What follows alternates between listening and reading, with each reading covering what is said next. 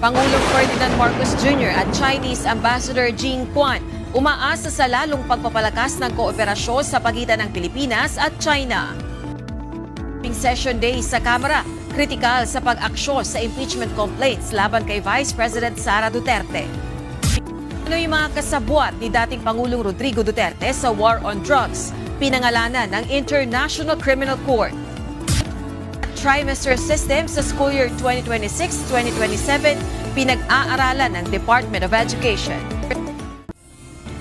Pinangunahan ni Pangulong Ferdinand Marcos Jr. ang paglulunsad ng Phase 2 ng Chinatown Revitalization Project sa Binondo, Maynila kagabi. Kasama ng Pangulo si First Lady Lisa Marcos. Dumalo rin sa pagtitipon si Chinese Ambassador to the Philippines Jing Quan. Sa pagtitipon, iniulat ng Chinese Ambassador ang magandang balita kay Pangulong Marcos kaugnay ng pagbubukas ng dagdag na direct flight papuntang China mula sa Pilipinas. Today, we got the good news. China has decided that we will open the direct flights between Fujian and Cebu on March 29th. That will be the first flight. We also hope to further strengthen our law enforcement cooperation with the Philippine side to jointly fight against the crime and to ensure the safety for normal people-to-people exchange. Nagpasalamat naman si Pangulong Marcos sa Chinese Ambassador at umaasang ito ang simula ng mas maigting na ugnayan ng dalawang bansa.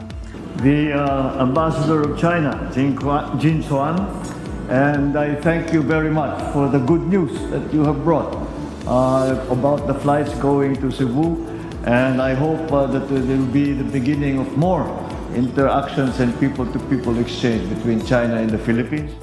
Ang pahayag na ito ni na PBBM at Ambassador Quan ay kasunod ng nangyaring palitan ng maaanghang na pananalita ng ilang senador at Chinese embassy officials. Matatag ang pananaw ng Department of Foreign Affairs na sakop ng Pilipinas ang Kalayaan Island Group.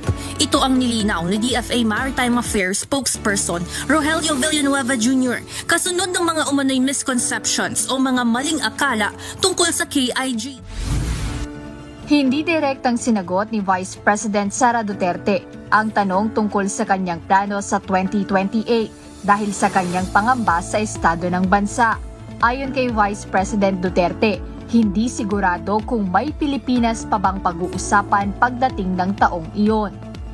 Meron pa bang Pilipinas na pag-uusapan sa taong 2028? Lubog na tayo sa basura, sa baha, sa lahat ng economic indicators, kahit sa korupsyon, lubog na tayo, walang nangyayaring trabaho, maayos na trabaho ang gobyerno, walang mga masabi nating mga development projects, wala lahat yan. So, yun yung ikinakatakot ko na baka isang araw magising na lang tayo, wala nang maayos na gobyerno, magulo na ang bayan. Nagpahayag din ng pagdududa ang pangalawang Pangulo sa mga hakbang ng kasalukuyang administrasyon. Kaya naitanong niya kung matutuloy pa ba ang eleksyon sa 2028. Assuming na meron pa tayong bayan na tatawagin na Pilipinas sa 2028 at merong eleksyon na mangyayari. Kasi kaduda-duda din yung galawan ng administrasyon ngayon, di ba? Mag-iisip ka, bababa pa ba ito? Hindi. May mangyayari pa bang eleksyon? O wala na? Sa Miyerkules na February 18 ang susunod na plenary session ng House of Representatives. Ayon kay House Public Accounts Chairperson at Bicol Saro Party List Representative Terry Ridon, may sapat pang panahon ng Kamara para aksyonan ang tatlong reklamong impeachment laban kay Vice President Sara Duterte na nakabinbin sa tanggapan ni Speaker Faustino Boji III. Kabilang sa mga nananatiling opsyon ang pagkakaroon ng 1/3 ng House members na mag-e-endorso ng articles of impeachment para maidiretso ang reklamo sa Senado. Gayon din ang referral nito sa House Justice Committee. February 9, 2026, inihain ang ikatlong impeachment complaint ng grupo ng mga religious leader at abogado na ini-endorso ni mamamayang Liberal Party List Representative Leila de Lima. Hinihintay pa ni Senate President Vicente Soto III ang kopya ng indirect contempt case na inihain laban sa kanya kahapon ng isang grupo ng mga abogado sa Korte Suprema. Kaugnay ito ng kritisismo o pahayag ni Soto laban sa desisyon ng Korte sa impeachment case ni Vice President Sara Duterte. Gayunman iginiit ni Soto na hindi siya nag-iisa sa kanyang posisyon. Anya, maging si dating Supreme Court Associate Justice Adolfo Ascuna at iba pang mga dalubhasa sa batas ay may kaparehong pananaw.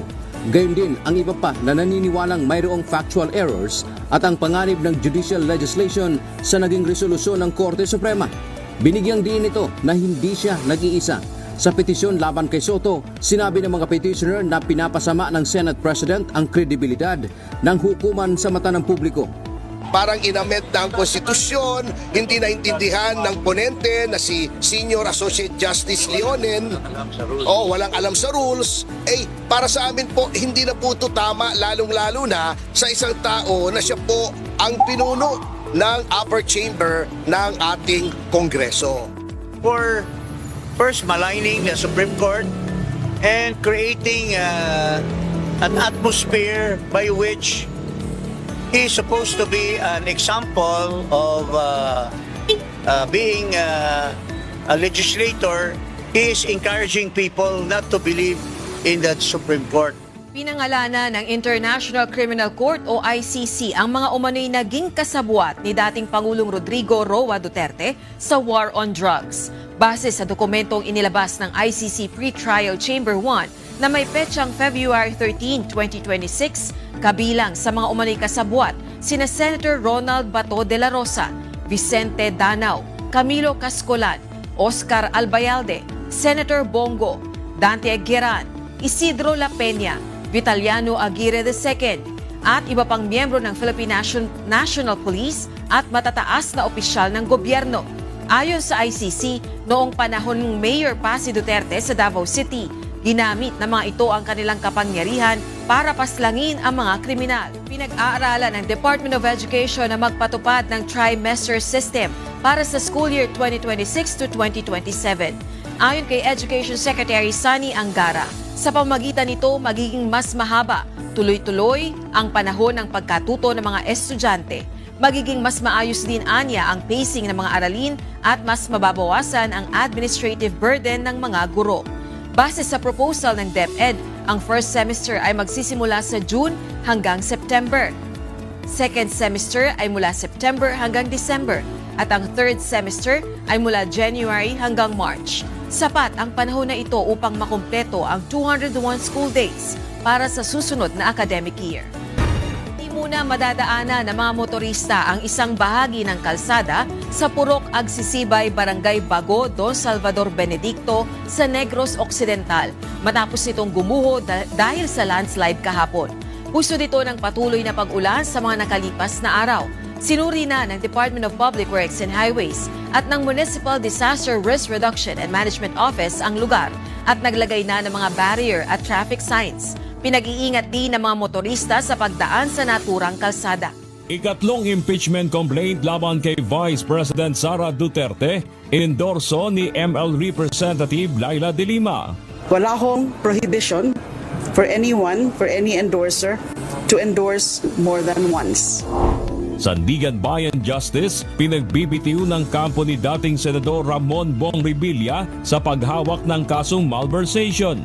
Hindi ka lang dapat impartial or hindi ka lang dapat walang kinikilingan. Dapat merong appearance of impartiality. Ibig sabihin nun, dapat merong ka rin parang ipakita mo or may impression ka rin na wala kang kinikilingan.